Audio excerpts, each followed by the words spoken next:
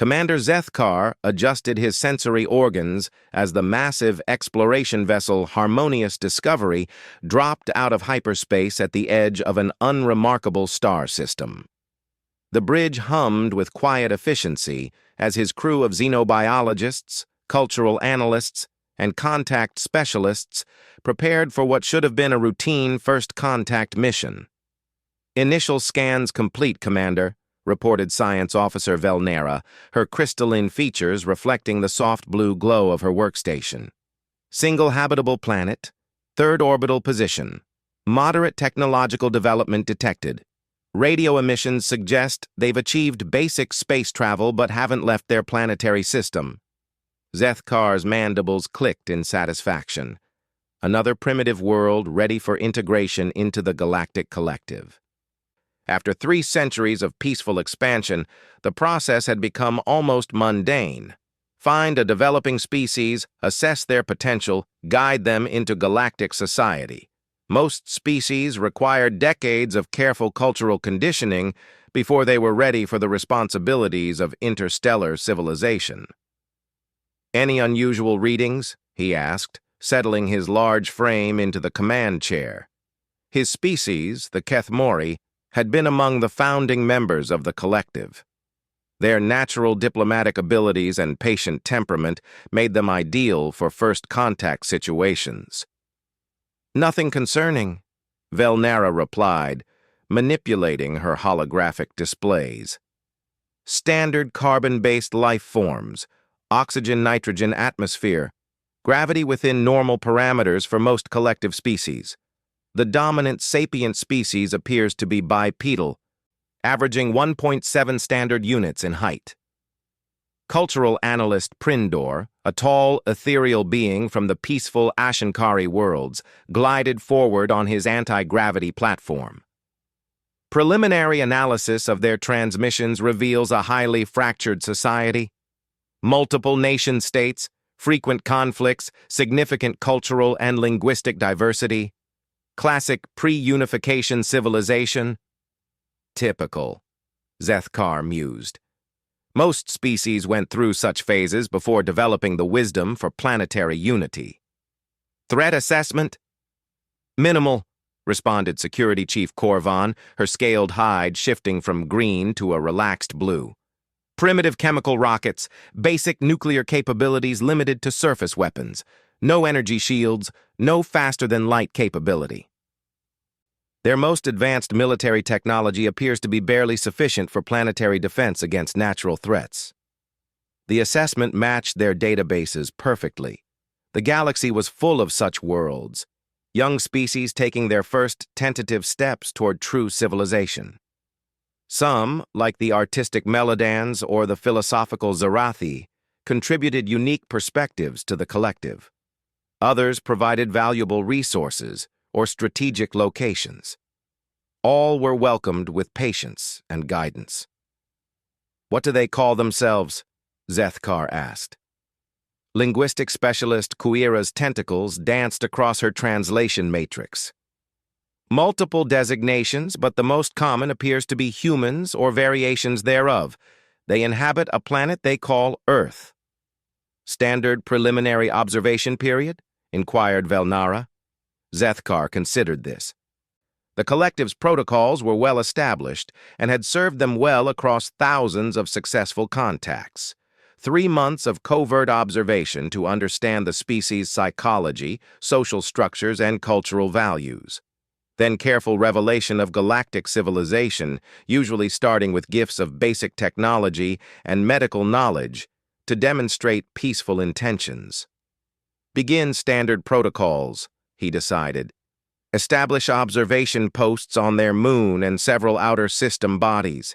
I want full cultural profiles before we make contact. Deploy stealth probes for close observation of their major population centers." Over the following weeks, the crew of the Harmonious Discovery settled into the familiar routine of pre-contact observation. The humans proved to be an interesting species, if unremarkable in galactic terms. They showed the usual pre-spaceflight characteristics: tribal thinking, resource competition, and primitive social structures still based on geographical rather than ideological boundaries. Their entertainment media is fascinating, Prindor reported during one of their regular briefings. They create elaborate fictional scenarios involving conflict with extraterrestrial species. Almost always, these stories involve violent confrontation rather than peaceful contact. Zethkar's mandibles clicked in amusement. Fear of the unknown, typical for isolated species. They'll adapt quickly once they understand the benefits of collective membership. Their scientific progress is actually quite impressive for their technological level, Velnara added, scrolling through her analysis data. They've developed a reasonably accurate understanding of physics, chemistry, and biology despite their limited resources. Some of their theoretical work approaches concepts we consider fundamental to interstellar civilization. Promising, Zethkar noted. Intelligence was always welcome in the collective. What about their social structures? Cultural analyst Prindor's expression shifted to what humans might have recognized as puzzlement. This is where they become unusual.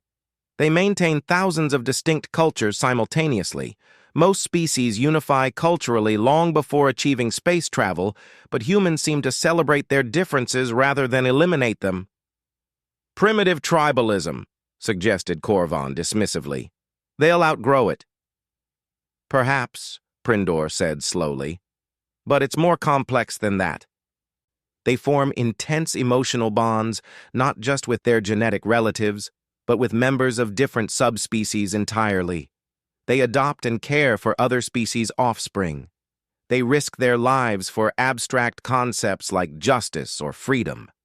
Their fiction is filled with individuals making extreme sacrifices for strangers. Zethkar frowned. Such behavior wasn't unknown, but it was rare to see it so pronounced in a pre-contact species. Most civilizations developed past such inefficient emotional responses before achieving significant technological advancement.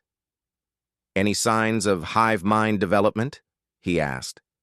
Several collective species had evolved past individual consciousness to achieve perfect social harmony. None whatsoever, Prindor replied. If anything, they seem to be moving in the opposite direction. Each individual maintains fierce independence while somehow coordinating on massive collective projects. It's contradictory. Quira looked up from her linguistic analysis station. Their languages support this observation. They have thousands of distinct languages, many with millions of speakers. Instead of converging on a single optimal communication system, they maintain this diversity and develop translation technologies to bridge the gaps. Inefficient, Korvan observed. No wonder they haven't achieved interstellar flight. They're wasting resources on maintaining cultural diversity instead of optimizing for advancement. But Velnara was studying her long-term observation data with growing interest. Commander, I'm seeing some unusual patterns in their technological development. Their advancement isn't following normal progression curves. Explain. Most species develop technologies in logical sequence. Basic tools, agriculture, writing, mathematics, simple machines, complex machines, electronics, space travel. Each step builds naturally on the previous ones. She manipulated her holographic display, showing branching technology trees. Humans seem to develop multiple tracks simultaneously, often making breakthrough discoveries that should be beyond their current level. Such as, they've developed computer technology that rivals some collective world capabilities, despite having achieved space travel only decades ago. Their medical knowledge is advancing at unprecedented rates. And their materials science? She paused, checking her data again. They're working with some concepts that we didn't develop until centuries after our first interstellar voyages. Zethkar leaned forward with interest. Exceptional species were rare but valuable to the collective. Are you suggesting they might skip some of the normal development phases? It's possible. But that's not what concerns me. Velnara highlighted several data streams. Look at how they're developing this technology. Most of it comes from extreme environments or crisis situations. They seem to make their greatest advances when facing survival threats. Prindor nodded slowly. This aligns with their cultural patterns. Much of their art and literature focuses on individuals or groups overcoming impossible obstacles. They seem to view adversity as an opportunity for growth rather than something to be avoided. Stress-driven evolution, mused Kuera. We've seen it in a few species, but never to this extent. Corvan's scales shifted to a slightly more alert yellow. Are we looking at a potential warrior species? No, Prindor said quickly. Their conflicts are generally small-scale and limited. They've developed strong cultural taboos against certain types of warfare. If anything, they seem to be actively restraining their own aggressive impulses. Then what are we looking at? Zethkar studied the accumulated data with growing fascination. In 3 centuries of first contacts, he'd never seen a species quite like this. Continue observations. I want detailed analyses of their problem-solving methodologies, their resource allocation patterns, and their individual versus collective decision-making processes. The following weeks brought increasingly intriguing data. The humans' space program, while primitive by galactic standards, showed remarkable efficiency and innovation. Their International Space Station represented cooperation between former enemies. Their robotic exploration probes demonstrated ingenuity that impressed even veteran xeno-engineers, but it was their planetary management that truly puzzled the observation team. They're aware their industrial activities are damaging their biosphere, reported environmental specialist Nartha, her photosynthetic skin displaying confusion patterns. But instead of simply stopping those activities, they're developing technologies to continue industrial growth while repairing the damage. Inefficient, Corvan repeated her favorite assessment. Is it? Velnara wondered aloud. Most species either destroy their environment and collapse, or drastically limit their development to maintain ecological balance. Humans seem to be attempting a third option, technological solutions that allow both development and environmental restoration. The engineering challenges alone would be staggering, Nartha added. They're essentially trying to have unlimited growth within finite resources. It should be impossible. Yet their preliminary research suggests they might actually achieve it, Velnara pointed out. Their energy generation is shifting toward renewable sources. Their manufacturing is becoming more efficient. They're developing closed-loop resource systems. Zethkar found himself genuinely curious about this species.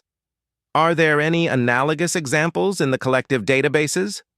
Kuera consulted the vast repository of galactic knowledge accumulated over millennia. None, Commander. Most species either develop sustainably from the beginning or require significant guidance from the collective to avoid ecological collapse.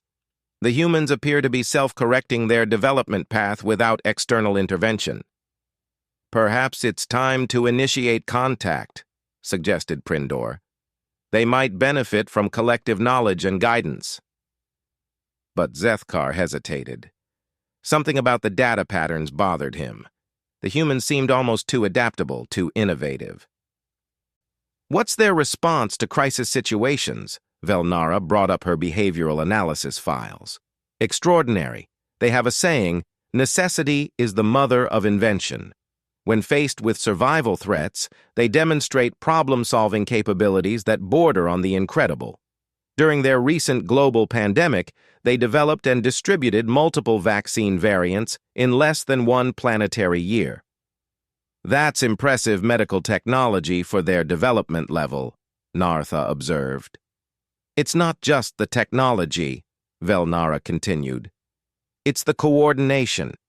Billions of individuals, thousands of separate governmental and economic entities, all working toward the same goal despite their usual conflicts. They temporarily restructured their entire global society to address the threat, then returned to their normal competition afterward, Prindor added, as if the coordination was a tool they could engage or disengage as needed. Zethkar's unease was growing. In his experience, species were either cooperative or competitive. The humans seemed to be both simultaneously, switching modes as circumstances required. That kind of behavioral flexibility was unsettling. "What about their military capabilities?" he asked Korvan. "Still primitive," she replied, though her scales showed less certainty than before. "Kinetic weapons, chemical explosives, some directed energy systems, nothing that could threaten a modern spacefaring vessel. But their tactical thinking is sophisticated. They study warfare as both practical skill and theoretical science. Their strategies often involve using environmental factors, psychological manipulation, and resource denial, rather than direct confrontation." "Standard guerrilla warfare," Zethkar said dismissively. "Yes, but they've systematized it. They teach these concepts in schools, write detailed manuals, create simulations and games. They've turned irregular warfare into a formal discipline." Velnara was studying something on her display with obvious concern. "Commander, I think we need to consider the implications of their space exploration priorities. Such as, they're not just exploring their local system for scientific knowledge, they're specifically looking for resources, strategic positions, and potential threats. Their space programs include military components from the beginning, natural for a species that developed from territorial origins." "But, Commander," Velnara persisted, "they're not just planning to defend their home system. Their long-term projections include interstellar exploration and colonization. They're already discussing generation ships, suspended animation, and other concepts for crossing interstellar distances." Zethkar felt a chill run through his consciousness. "They're planning interstellar expansion without faster-than-light travel?" "It appears so. And they're approaching it as a military problem as much as a scientific one. They assume they might encounter hostile species." The bridge fell silent as the implications sank in. Most species developed interstellar capability gradually, under collective guidance. They learned to think in terms of galactic community before they gained the power to threaten that community. But humans seemed to be preparing for interstellar war before they'd even achieved interstellar travel.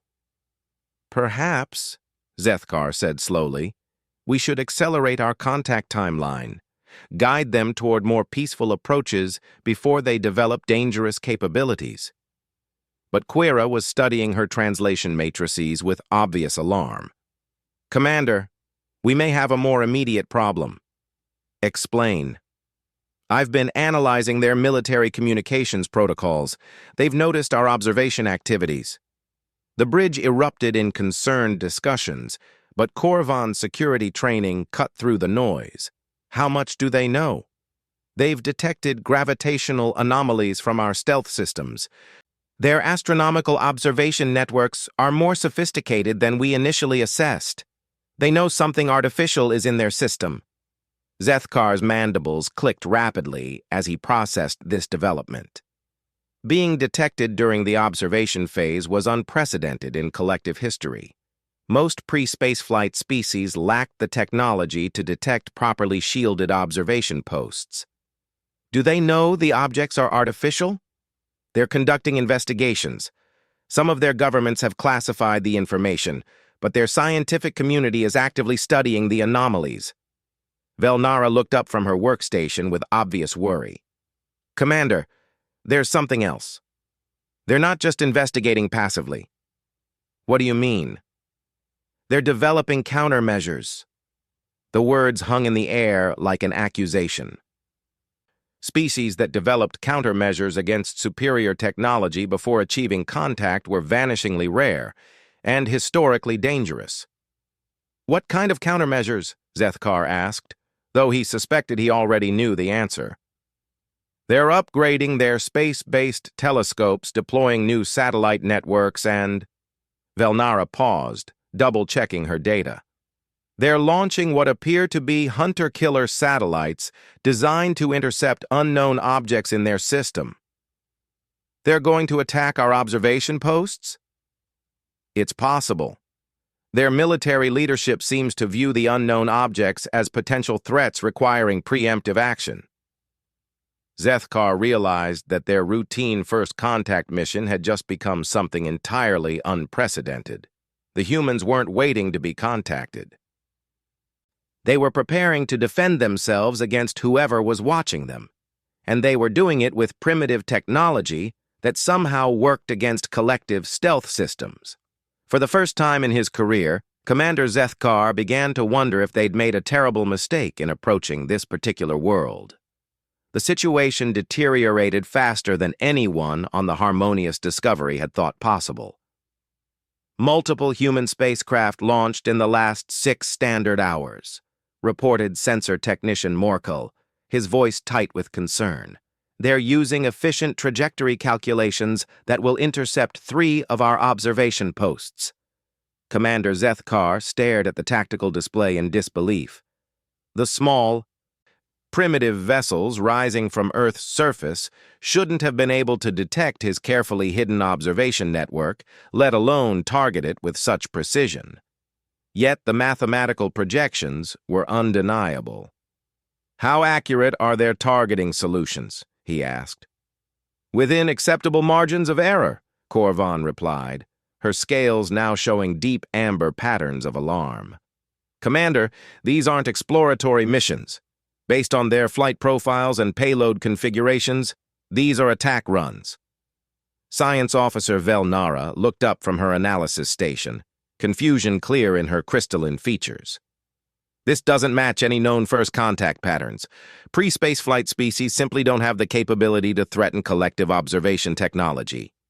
"Tell that to the humans," muttered Morkel, watching his displays track the approaching Earth vessels. Zethkar's mandibles clicked as he considered their options. Collective protocols were clear: peaceful contact at all times, minimal technological demonstration, gradual integration over decades. But those protocols had been designed for species that couldn't detect their presence, let alone threaten their operations. "Analysis of their weapon systems," he requested. "Primitive kinetic impactors, chemical explosives, some directed electromagnetic pulse devices," Korvan reported. "Nothing that should be able to penetrate our defensive systems." "Should," Velnara repeated thoughtfully. "But they've already done things they shouldn't be able to do. What if their weapons are more effective than we're assuming?" Cultural analyst Prindor glided forward on his platform, his ethereal form displaying unusual urgency patterns. "Commander, I've been analyzing their military communications. They're not approaching this as first contact. They've classified our observation posts as hostile surveillance platforms." "Hostile?" Zethkar couldn't hide his surprise. "We haven't taken any aggressive actions." From their perspective, unknown vessels conducting covert surveillance of their homeworld represents a clear threat. Their historical and cultural references consistently treat such activities as preludes to invasion. Linguistic specialist Quira's tentacles danced frantically over her translation matrices. "Commander, I'm intercepting military communications between their governmental entities.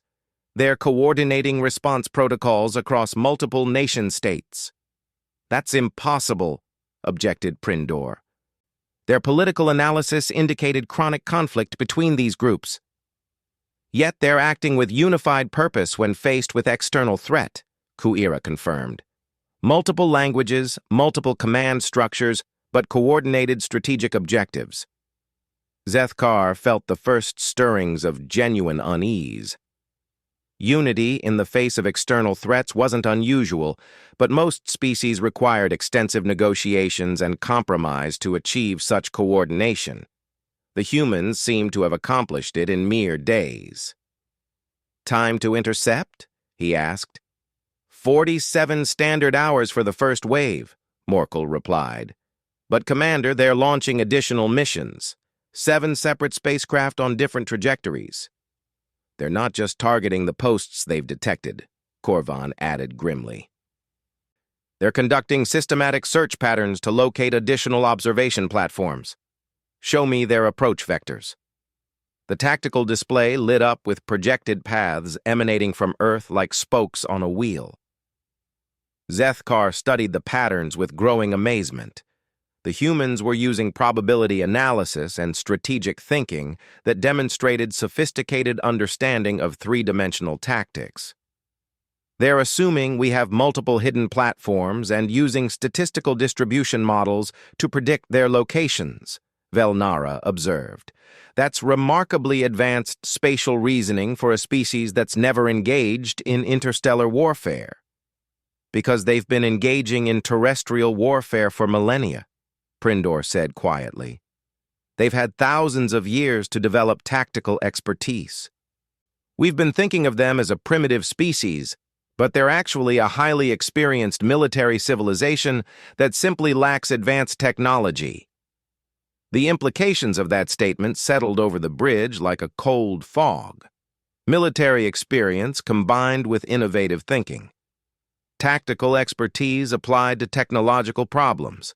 Historical patterns of successful adaptation to overwhelming odds. Recommendations? Zethkar asked his senior staff. Withdraw to safe distance and initiate standard contact protocols, suggested Velnara. Demonstrate our peaceful intentions through gifts of medical technology and mathematical knowledge. Reveal our superior technology and demand they cease hostile actions, countered Korvan. Show them the futility of resistance and guide them toward proper submission to galactic authority. Either approach could escalate the situation, Prindor warned. Humans respond unpredictably to both gifts and threats. Their cultural patterns suggest they'll interpret gifts as signs of weakness and threats as confirmation of hostile intent. Kuira looked up from her translation work with obvious worry. Commander, there's something else. I've been analyzing their internal communications about our presence. And? They're not afraid. The bridge fell silent. Fear was the normal response of primitive species to evidence of superior technology. Fear led to caution, negotiation, eventual peaceful submission to galactic guidance. Species that weren't afraid were... What do you mean, not afraid? Zethkar asked. Concerned, yes. Cautious, absolutely, but not afraid. Their communications indicate excitement, curiosity, and aggressive determination. They're treating this as an opportunity rather than a crisis. Opportunity for what? To test their capabilities against unknown opponents, to acquire new technology, to prove themselves worthy of respect. Quira's tentacles shifted to patterns indicating deep concern. Commander, they're looking forward to this confrontation. Velnara was studying her behavioral analysis data with growing alarm. This matches their historical patterns. When faced with technologically superior opponents, they don't surrender. They innovate. Examples? Their own military history is full of inferior forces defeating superior ones through tactical innovation, environmental advantages, and what they call asymmetric warfare. She brought up translated historical records. They consistently develop unexpected solutions when conventional approaches fail. Korvan's scales were now showing deep warning patterns.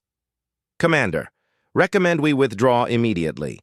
Species that develop asymmetric warfare capabilities this extensively are classified as extreme threats to collective stability.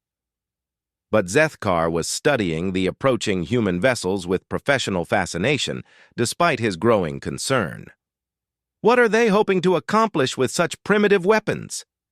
Disable and capture, Morkel replied after analyzing their approach vectors. They're not trying to destroy our observation posts. They're planning to board them. Board them? Zethkar's mandibles clicked in amazement. They can't survive in space for extended periods. How do they expect to successfully board and hold our platforms?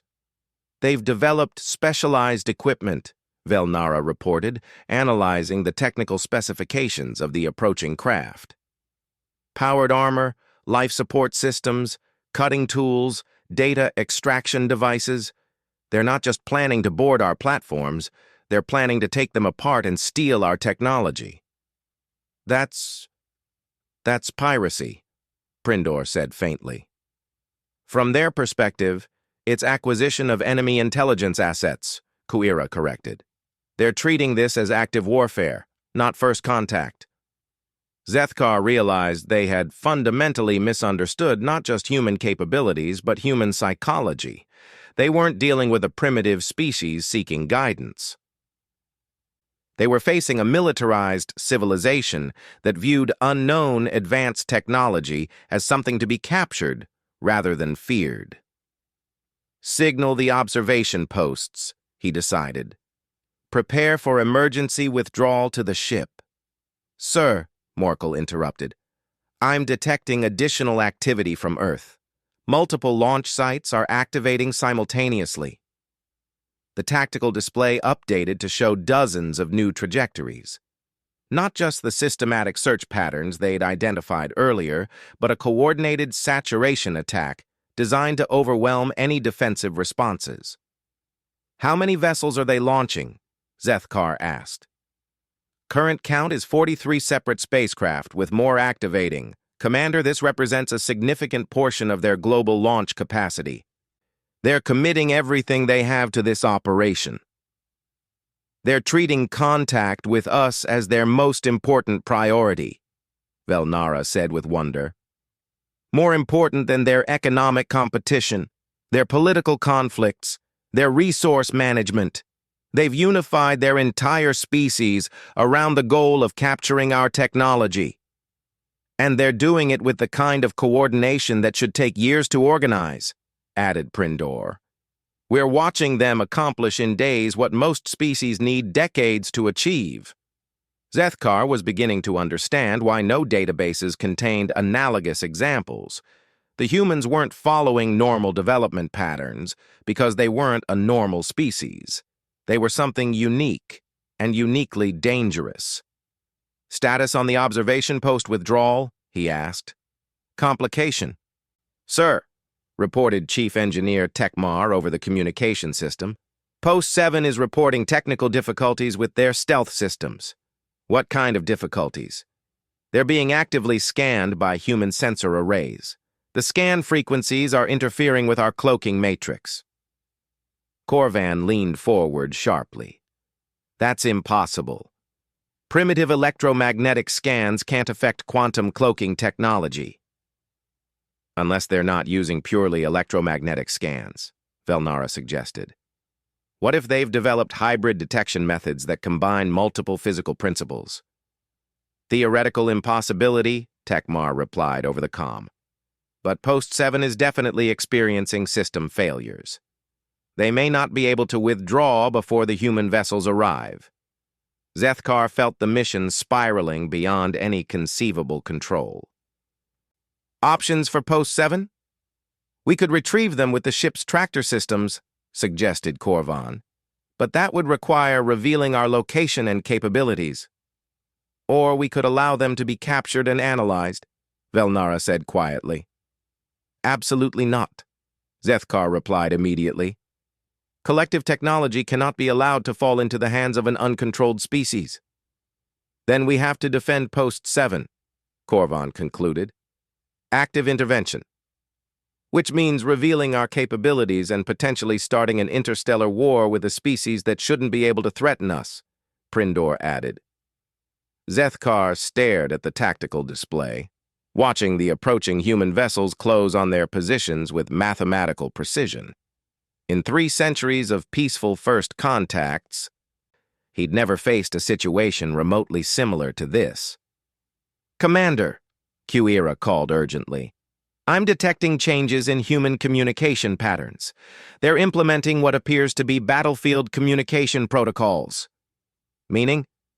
Encrypted channels, coded references, distributed command authority. They're preparing for active combat operations.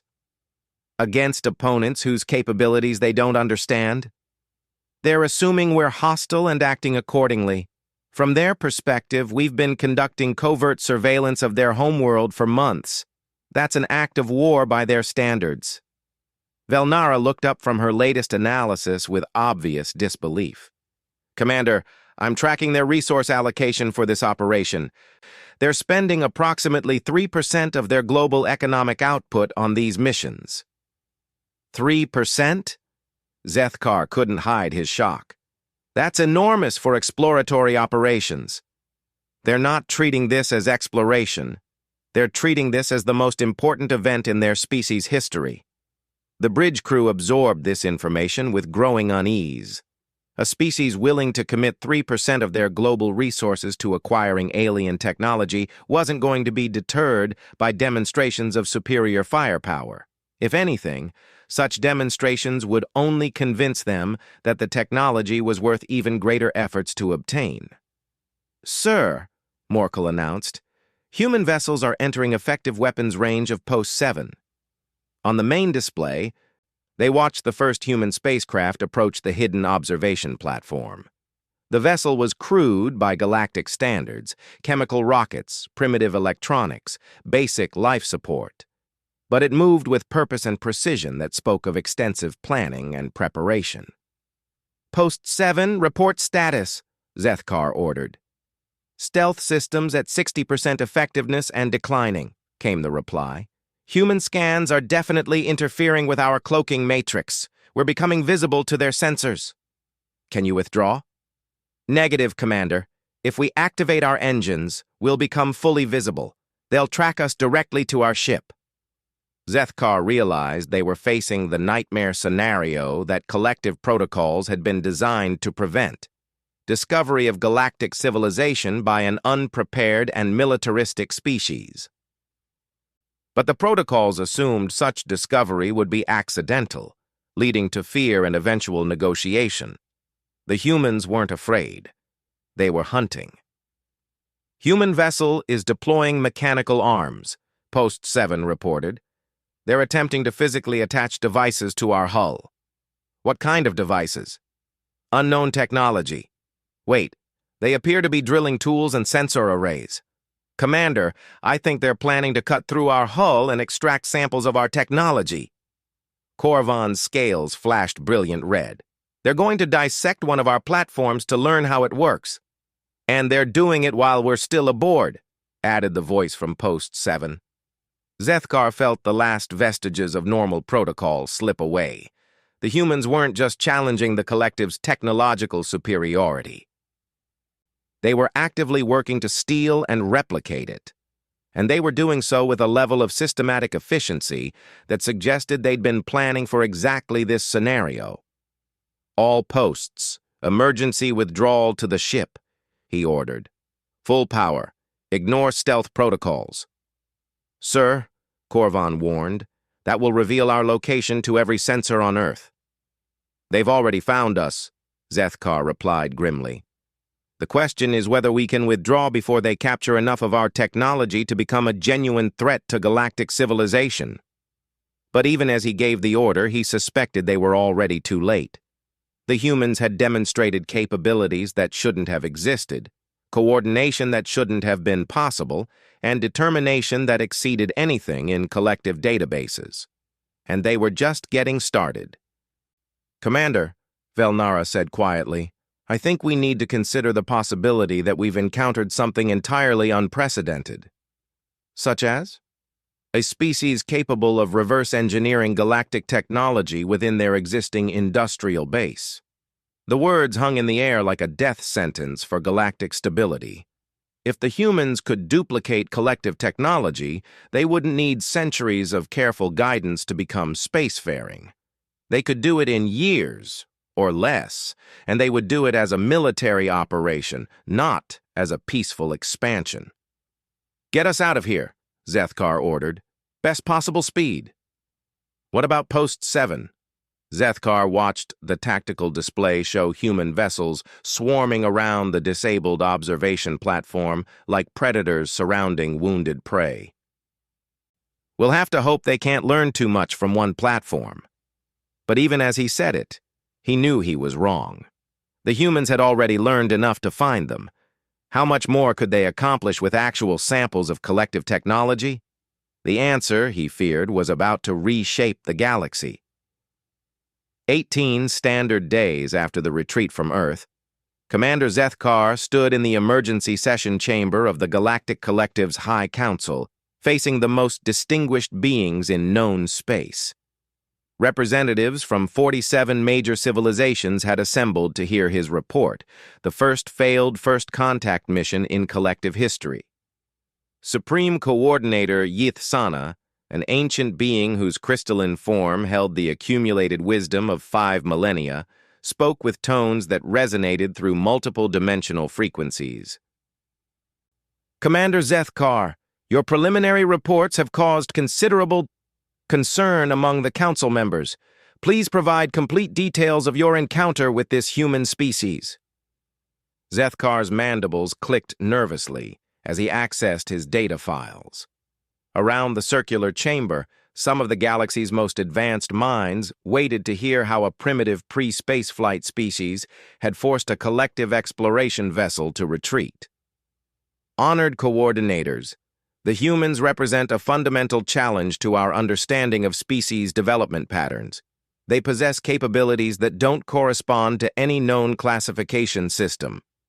Senior War Coordinator Threshmak, whose species had been one of the few warrior races successfully integrated into the collective 3 millennia ago, leaned forward with obvious interest. Explain their military capabilities. Your initial report mentioned successful attacks on collective observation technology. They achieved multiple successful operations against our stealth platforms, using primitive kinetic weapons and improvised sensor arrays, Zethkar confirmed. But that's not the concerning part. What could be more concerning than successful attacks on advanced technology? Asked Science Coordinator Velthara, her bioluminescent patterns flickering with curiosity. What they did with the technology they captured. Zethkar activated the central holographic display, showing detailed analysis data that had taken his science team days to compile. Observation Post 7 was successfully boarded and partially disassembled by human salvage operations. We lost contact with the platform crew after they were captured. And? Yith-Sana prompted. Within 6 standard days, we detected massive energy signatures from Earth's surface, industrial activity on a scale comparable to full galactic civilization mobilization. They weren't just studying our technology, they were replicating it. The chamber erupted in concerned discussions among the various species representatives. The idea of primitive beings reverse engineering galactic technology in days rather than centuries violated every established principle of technological development. War Coordinator Threshmak's scarred features showed deep alarm. Are you claiming they successfully duplicated collective technology using their existing industrial base? Not duplicated, Zethkar corrected. Improved. The silence that followed was absolute.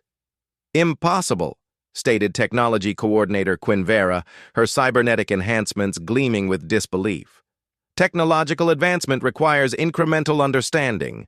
No species can leap from primitive chemistry to quantum field manipulation. Unless, interrupted Cultural Coordinator Prin Malak, they approach technology differently than we do. Zethkar nodded gratefully. My cultural analyst reached similar conclusions. Humans don't develop technology through incremental advancement. They identify problems and create solutions regardless of conventional limitations. Show us, Yith-Sana commanded. Zethkar manipulated the display to show energy readings from Earth during the 12 days following the capture of Post 7. Massive power generation systems came online across 17 different continents. Manufacturing facilities were retooled to produce exotic materials. Global communication networks coordinated resource distribution with efficiency approaching collective standards. They unified their entire planetary economy in 12 days? Velthara asked incredulously. Based on the energy signatures and resource allocation patterns, yes. And they did it while maintaining their existing economic and political systems. They simply added a new layer of coordination without disrupting their underlying social structures. Science Coordinator Velthara, studied the data with growing amazement. This implies organizational capabilities beyond our most optimistic models. How did they achieve such coordination? According to our cultural analyst, they used what they call crisis mobilization protocols. Apparently, they've developed the ability to temporarily restructure their entire civilization when facing existential challenges. Temporarily, they maintain the capability to return to normal operations once the crisis passes. It's reversible unity. They can be competitive or cooperative as circumstances require. War Coordinator Threshmak was studying tactical implications with obvious concern.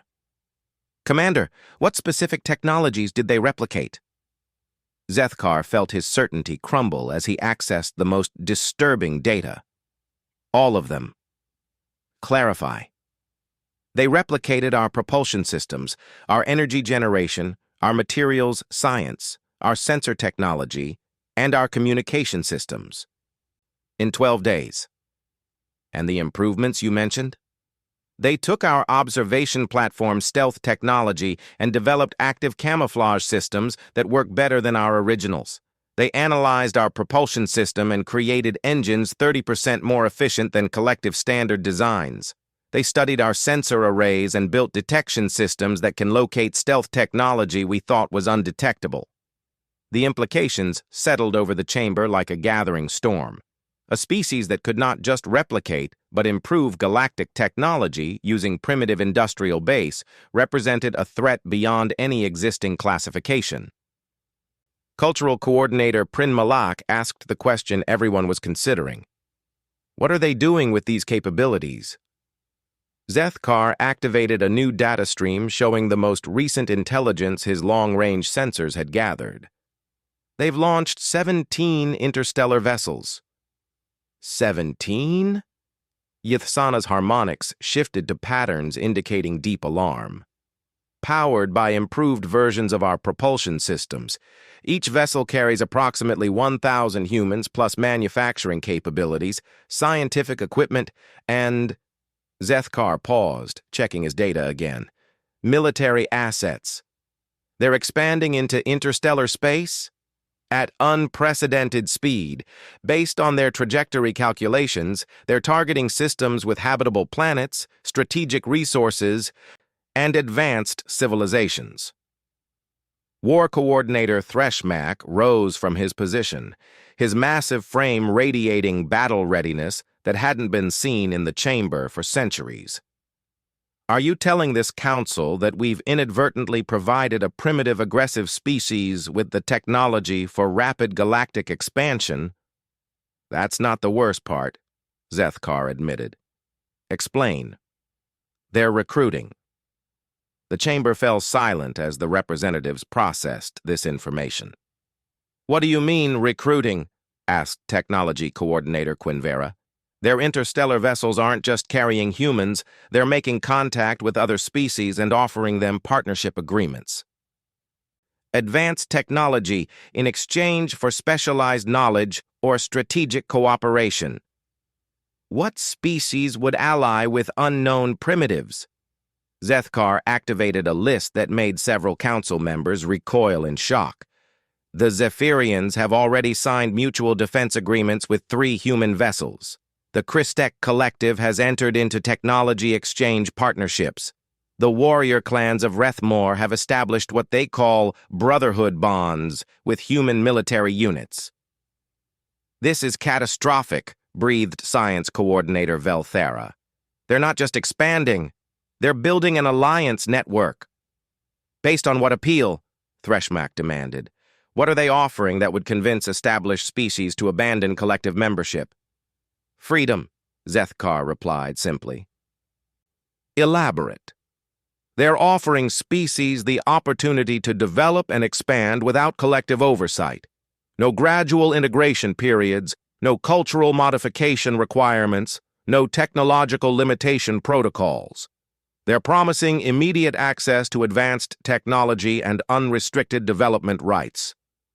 Ythsana's harmonics shifted to patterns indicating profound disturbance. They're offering chaos in place of order. They're offering opportunity in place of control, Zethkar corrected, and many species find that attractive. Cultural coordinator Prin Malak was studying the recruitment data with obvious fascination despite the crisis. How are they managing alliance relationships with species that have conflicting interests and incompatible social structures? The same way they manage their own planetary diversity, Zethkar explained. They don't require uniformity. Each alliance partner maintains their own culture, government, and social systems. The humans only ask for strategic cooperation and mutual defense agreements. That should lead to constant conflict, objected Quinvera. Alliance systems require shared values and compatible objectives.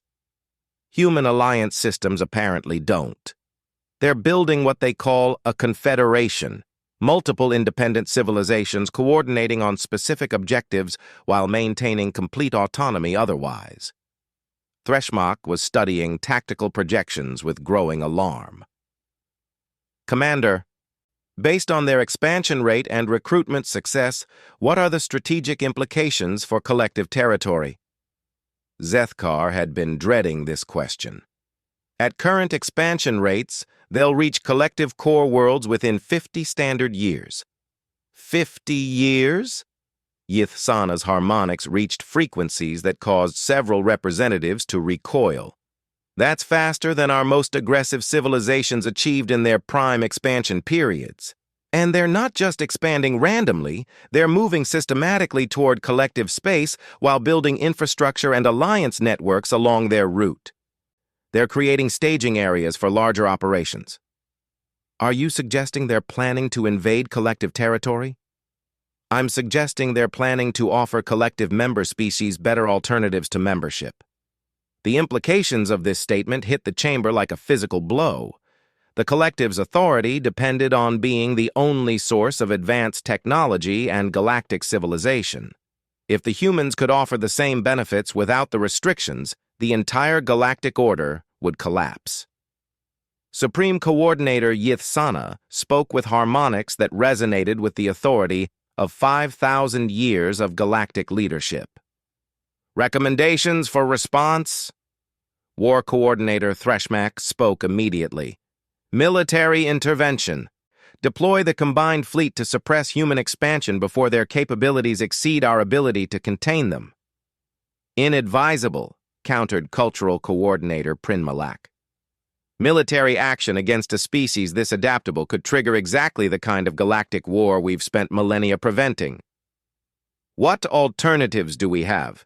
Thresmach demanded. Allow them to dismantle galactic civilization? Science Coordinator Velthara leaned forward with obvious concern. Commander Zethkar, based on your analysis, what would be the likely outcome of military conflict with the humans? Zethkar had been hoping to avoid this question. Uncertain, but based on their demonstrated capabilities, your honest assessment, Yithsana commanded. They would win. The chamber erupted in shocked discussions, argument, and what could only be described as panic among species that hadn't experienced genuine fear in millennia.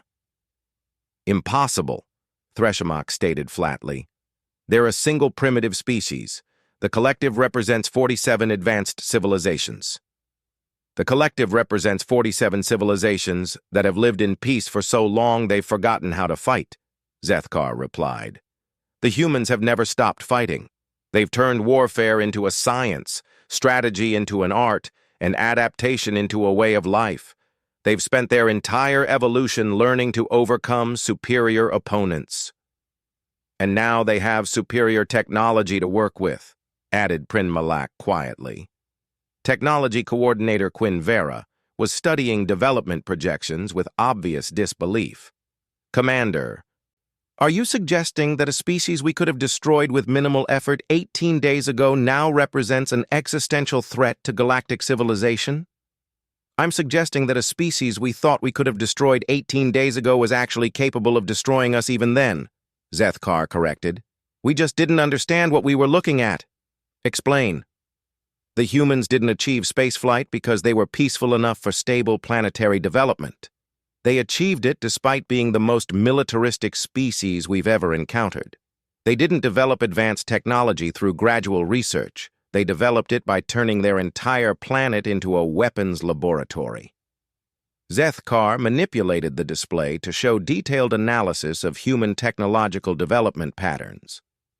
They've been preparing for interstellar warfare since before they left their home planet. Not because they're inherently aggressive, but because they assume the universe is full of competitors and predators. And they've been proven right, Threshmak said grimly. No, Zethkar replied. They've been proven wrong. The galaxy was actually full of peaceful, cooperative civilizations that had forgotten how to compete, until the humans arrived to remind us what competition looks like. Supreme Coordinator Yithsana spoke with harmonics that carried the weight of inevitable change. What are our options, Commander? Two, as I see it, Zethkar replied. We can attempt to maintain collective dominance through military force, which will likely result in galactic war and possible collective defeat. Or, we can accept that galactic civilization is about to change fundamentally. Change how? From a unified galactic society under collective guidance to a competitive alliance system where survival depends on adaptability rather than stability. That's chaos, objected Velthara. That's evolution, corrected Prinmalak, and perhaps it's overdue. Yithsana's harmonics shifted to patterns indicating deep consideration of unthinkable possibilities. Commander Zethkar, if we chose to negotiate with the humans rather than fight them, what would they likely demand? Nothing, Zethkar replied. Nothing? They don't want to conquer or control galactic civilization. They want to compete with it. They want to prove that their approach to development and expansion is superior to ours. And if they succeed in that proof, then every species in the galaxy will have to choose between collective membership and human alliance partnership, and based on their recruitment success so far. Zethkar didn't need to finish the statement. The implications were clear to every representative in the chamber. War Coordinator Threshmak spoke with the voice of a warrior facing an unprecedented challenge. So our choice is to fight a war we'll probably lose, or accept the end of galactic civilization as we know it. There is a third option, Zethkar suggested quietly. Such as? We could try to learn from them. The chamber fell silent as representatives contemplated the unthinkable possibility that the collective, after 5,000 years of galactic leadership, might need to become students rather than teachers. Learn what? Yithsana asked. How to adapt, how to compete, how to survive in a galaxy where peaceful cooperation is no longer sufficient for continued existence. Zethkar looked around the chamber at species that had grown comfortable with certainty, stability, and unchallenged authority. The humans aren't just changing galactic civilization. They're forcing galactic evolution, and our species will either evolve with them or be replaced by others that can. The galaxy will never be the same, Velthara said quietly. No, Zethkar agreed, but perhaps that's exactly what it needed. As the council session dissolved into urgent planning meetings and crisis coordination efforts, Zethkar reflected on the bitter irony of their situation. They had approached Earth expecting to guide another primitive species into galactic civilization. Instead, the humans were about to guide galactic civilization into something entirely new, and the galaxy would never see it coming until it was far too late to stop.